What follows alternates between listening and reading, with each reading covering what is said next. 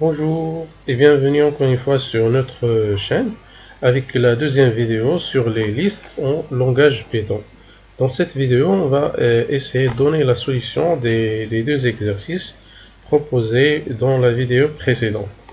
Voilà, premier exercice, écrire un programme Python qui crée une liste semaine qui comprend les jours de la semaine, puis à l'aide parcours successif de la liste, effectue les actions suivantes. Donc on va créer une liste et puis on va l'afficher, affiche la liste semaine et puis affiche la valeur de semaine 4.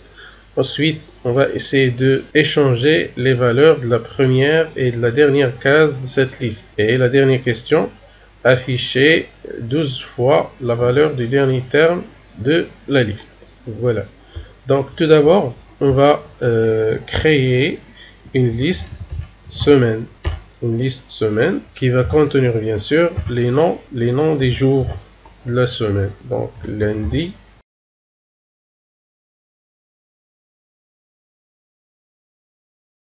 voilà. Donc c'est ça la liste contenant les noms des jours de la semaine. Dans la première question, on va juste afficher cette liste. Donc il faut mettre tout simplement print semaine. Comme ça. Et on exécute. Voilà, donc c'est ça, l'affichage de cette liste. La question suivante, afficher la valeur de semaine 4.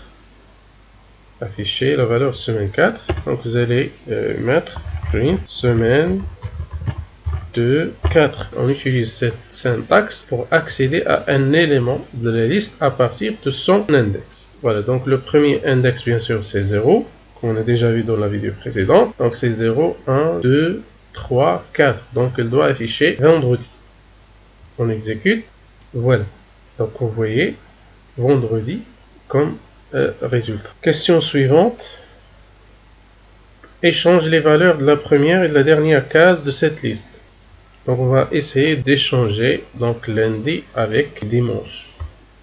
Bien sûr sur Python, c'est simple pour échanger les valeurs de deux variables. Par exemple, si on a deux variables, par exemple A égale 2 et B égale A à 3. On va afficher les valeurs de A et B, comme ça, bien sûr, l'exécution.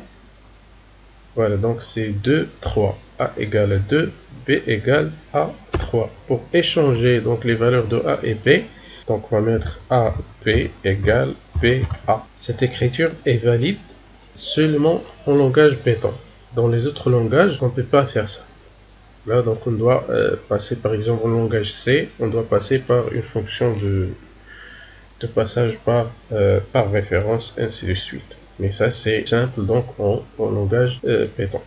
Et par la suite, on affiche, pour vérifier, on affiche A, B toujours. Donc le premier affichage concerne donc les valeurs initiales et le deuxième affichage les nouvelles valeurs après l'échange de valeurs. Voilà comme vous voyez donc le résultat. Donc les valeurs initiales A égale à 2, B égale 3 et après l'échange A égale 3, B égale 2. Donc on va faire la même chose. Donc dans notre liste, qu'est-ce qu'on va faire? On va mettre semaine 2 de 0 et puis semaine 2. Dernier élément, c'est bien sûr semaine de moins 1. Ça va être égal à, voilà, à semaine moins 1, semaine 0. Donc pour faire l'échange des deux valeurs. Donc après ça, semaine de 0 va être égal à semaine de moins 1 et semaine de moins 1 égale bien sûr à semaine de 0. Et puis on affiche à nouveau la liste pour vérifier. Donc je vais mettre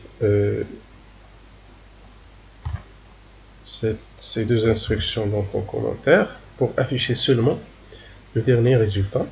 Donc regardez le résultat. Voilà.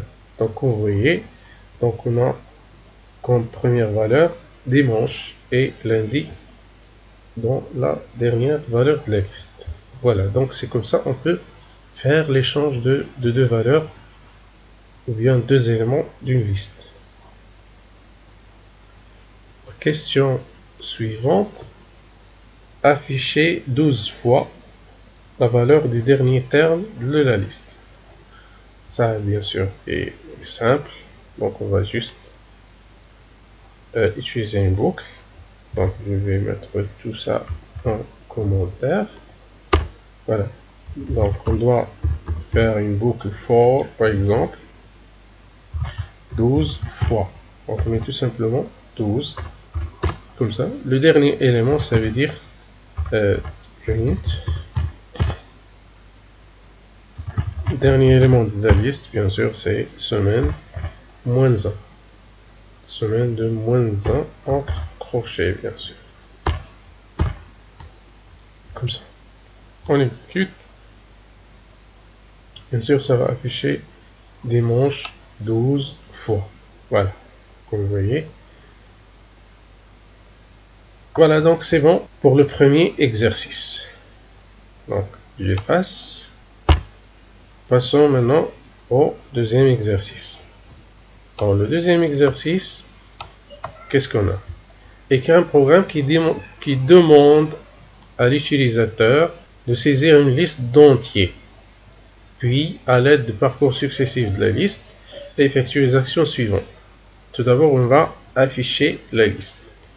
Donc, on doit créer une liste à partir des valeurs entrées par l'utilisateur.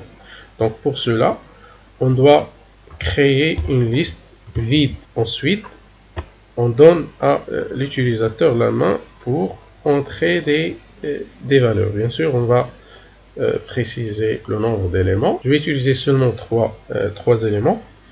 Vous pouvez utiliser donc un nombre d'éléments plus grand. On for i in range 3. Et puis, on donne la main à l'utilisateur d'entrer une valeur et l'ajouter à la liste.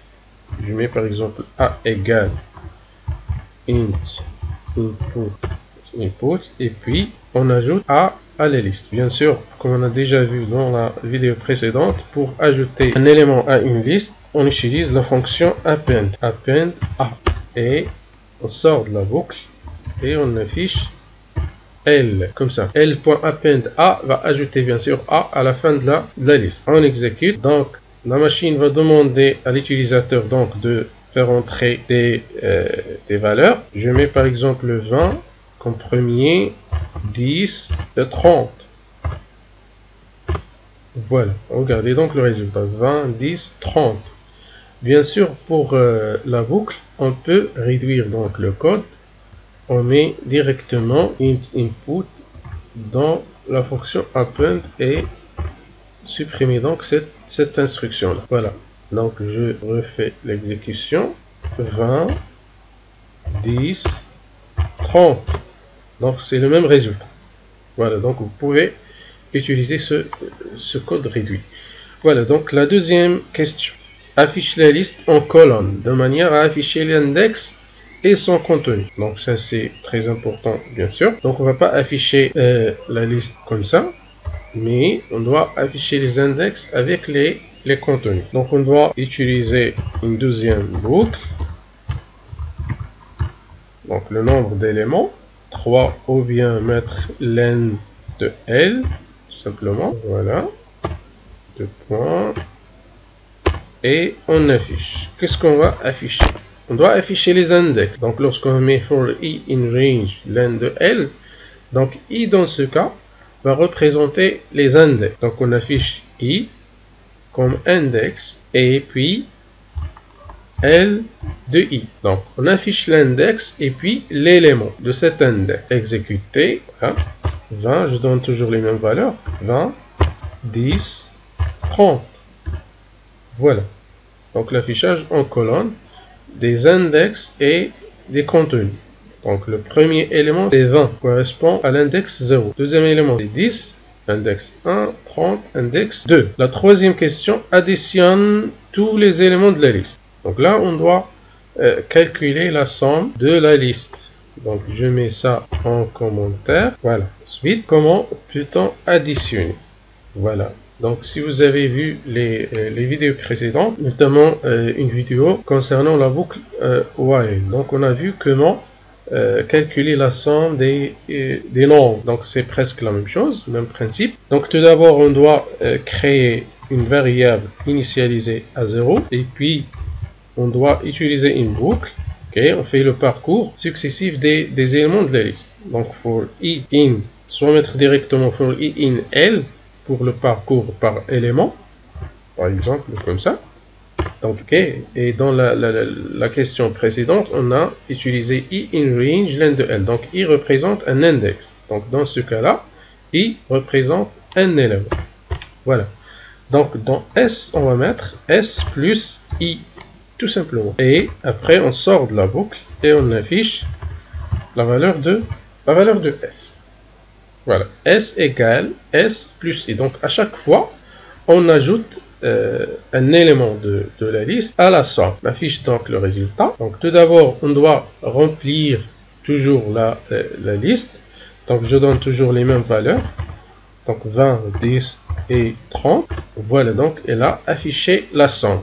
La somme des éléments. Donc 20 plus 10, 30 plus 30 égale à 60. Voilà, très bien. Donc ça c'est la deuxième question.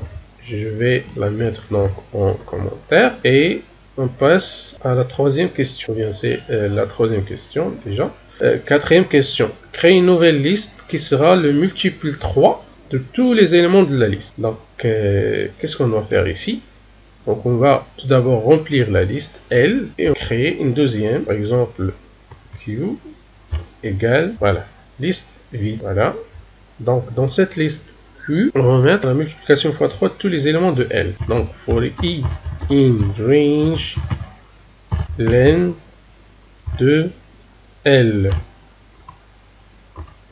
À la liste Q, on va ajouter L de I, ça veut dire un élément de L fois 3, tout simplement. À la liste Q, on ajoute L de I fois 3. Donc pour toutes les valeurs de I. Donc L de 0 fois 3, L de 1 fois 3, L de 2 fois 3, ainsi de suite. Et après, on affiche les deux listes pour vérifier. On affiche L et puis on affiche Q. Voilà, on exécute. Donc je donne toujours les mêmes valeurs. 20, 10, 30. Voilà, comme vous voyez, ça c'est la liste L, la liste de départ. 20. 20 fois 3, 60. 10 fois 3, 30. 30 fois 3 égale 90. Donc ça c'est la première liste et donc la liste fois 3. Question suivante. Obtenir le plus grand nombre de la liste. Obtenir le plus grand nombre de la liste. On a déjà une fonction pour les listes en Python. On a une fonction qui permet d'afficher directement la valeur maximale d'une liste. Par exemple, si on a une liste L égale, on utilise cette liste pour afficher la valeur maximale.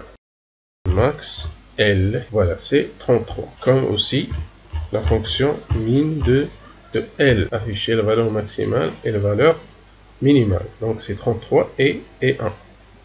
Mais pour cette question, je vais vous montrer comment le calculer sans utiliser la fonction max.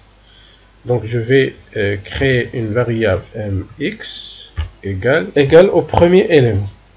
Supposons que le premier élément est la valeur maximale de la liste. Ensuite, je fais le parcours par élément pour i une L. Ensuite, on fait la comparaison entre mx et i. Voilà. Si mx est inférieur ou égal à i, ça veut dire que i est plus grand que mx. Dans ce cas, on doit mettre dans mx la valeur de i. Ça veut dire que mx va contenir toujours la valeur la plus grande jusqu'à arriver donc à au dernier élément. Donc après, à la fin de cette boucle, mx va contenir la valeur la plus grande. On affiche mx comme ça. On exécute. Donc je donne 20, 10, 30. Ok. Donc avant de valider, on explique un peu. Donc on a trois éléments, 20, 10, 30. Dans mx, on va mettre L de 0 qui est 20. Et on fait le parcours. le premier est 20. mx inférieur ou égal à 20, mx reste toujours 20.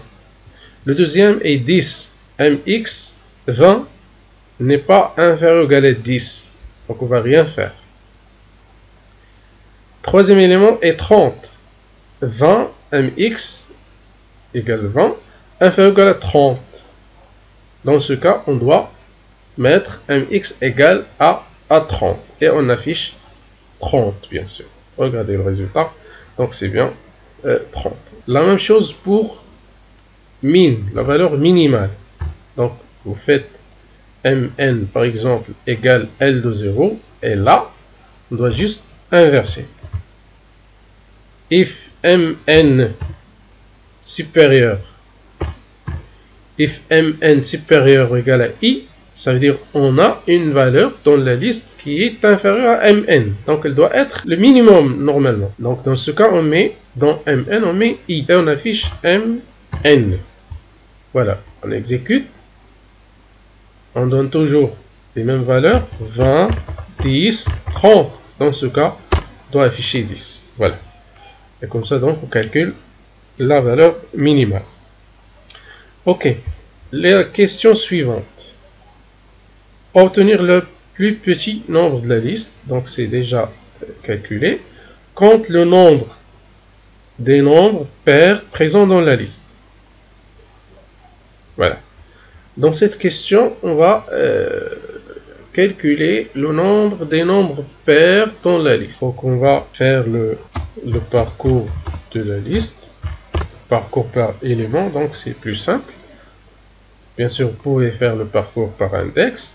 For i in L, et on teste est-ce que i est pair. Comme ça. If i mod 2 égale à 0, donc on doit compter le nombre des nombres pairs. Donc pour cela, n'oubliez pas d'initialiser un compteur. Par exemple, compteur égale à 0. Et à chaque fois, on trouve donc un nombre pair, on doit incrémenter ce compteur. Compteur égale à compteur plus 1. On affiche la valeur de cette variable. Et je mets par exemple comme nombre d'éléments 5. Voilà, on exécute. Donc je mets 0, 5, 10, 15, 20. Donc 5 éléments. 0, 10, 15, 20. Donc on a 3 éléments pairs. On a affiché 3. Voilà. Très bien. Donc c'est comme ça. On peut afficher le nombre des éléments pairs en utilisant bien sûr un compteur. La question suivante. Calcule le nombre ou bien la somme de tous les nombres impairs de la liste. Tous les nombres impairs. Donc c'est comme on a fait dans la question 3. Juste dans la question 3, on a calculé la somme de tous les éléments. Mais dans ce cas-là, on doit calculer juste la somme des nombres impairs. Donc on met s égale 0 toujours. Et là, normalement, on doit faire s égale à s plus 1. Ça, pour le cas de lorsqu'on veut calculer la somme de tous les éléments. Et dans ce cas-là, donc on va mettre s égale à s plus i. Normalement, s égale à s plus i. Juste lorsque i est impair. Donc, if i mod 2 égale à 1, dans ce cas-là, on doit l'ajouter donc à s. Et après, bien sûr, à la fin de la boucle, on affiche s, la somme des valeurs impaires. Donc, je laisse toujours 5 éléments. On exécute, mais avant l'exécution, je vais afficher ma liste L. Donc, on affiche les éléments et puis la somme des éléments impairs pour vérifier l'exécution. Donc, 2 par exemple, 3, 5, 4, 7. Voilà. Donc regardez, les éléments de la liste 2, 3, 5, 4, 7. Les éléments impairs 3, plus 5, 8, plus 7, 15. Donc on a additionné seulement les nombres impairs. Voilà. Donc c'est la dernière question. Ok, donc c'est la fin de cette vidéo sur laquelle on a vu comment, bien sûr, calculer la somme des éléments d'une liste, la somme des éléments impairs, le maximal, valeur minimale d'une liste. On a vu aussi comment échanger les valeurs d'une liste, comment créer une nouvelle liste à partir d'une liste de départ, comment accéder bien sûr aux éléments d'une liste. Voilà. Donc merci pour votre attention et n'oubliez pas les prochaines vidéos sur notre chaîne.